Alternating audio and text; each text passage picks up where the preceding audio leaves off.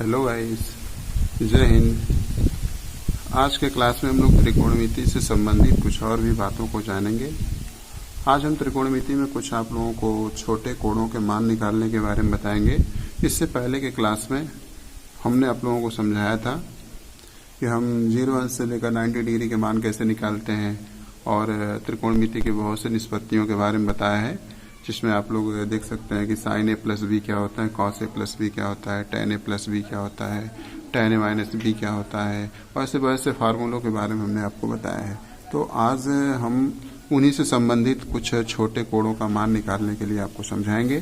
जैसे यहाँ पर ये कुछ 0 डिग्री से लेकर 90 डिग्री तक के मान दिए गए हैं और इन मानों को कैसे निकालते हैं हमने इससे पहले वाले वीडियो में बनाया है, आप देख सकते हैं उसे। तो आइए देखते हैं कुछ छोटे मानों को हम लोग कैसे ज्ञात कर पाते हैं।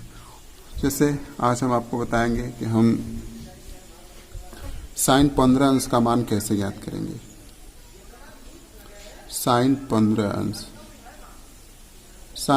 अंश का मान ज्ञात करने के लिए हम इसको 2 भागों में बांटते हैं कि साइन 15 अंश का मान क्या होगा। तो इसके लिए जो है साइन 15 अंश को हम 2 भागों में इस प्रकार से बांटेंगे, लिख सकते हैं साइन 45 अंश माइनस 30 अंश। इस पर से अगर हम देख रहे हैं कि 45 में से अगर हम 30 को घटा देते हैं तो हमको 15 अंश मिल जाएगा। तो इस प्रकार से हम इसके द्वारा साइन 15 अंश के मान की गणना कर सकते हैं। तो आइए देखते हैं कैसे करते हैं। इससे पहले हम अगर इसको a मान लें, 45 अंश को अगर हम a मान लेते हैं और 30 अंश को अगर हम b मान लेते हैं तो हमारा एक फार्मूला बन जाएगा साइन a माइनस बी। और साइन a माइनस बी का फार्मूला क्या होता है, इससे पहले के वीडियो में बनाया गया है, उसको आप देख सकते हैं। समझाया गया है कि इसका फार्मूला क्या होता है, कैसे होता है। तो ये हो जाएगा sine a cos b minus cos A sine B. तो हम जानते हैं कि हमने a को 45 अंश को a माना और 30 अंश को b माना। तो a और b की जगह हम इन मानों को रख सकते हैं। तो हो जाएगा कुछ इस प्रकार से कि साइन 45 माइनस 30 अंश, तो ये हो जाएगा साइन 45 अंश इंटू कॉस 30 अंश माइनस कॉस 45 अंश और साइन 30 अंश। तो इसके द्वारा हम देखते हैं अब साइन 45। तो याद होना चाहिए, लेकिन यहाँ पर आप सारणी में देख सकते हैं कि हमने जो उस दिन आपको मान बताया था, इसमें साइन 45 अंश का मान 1/कर्ण में 2 है।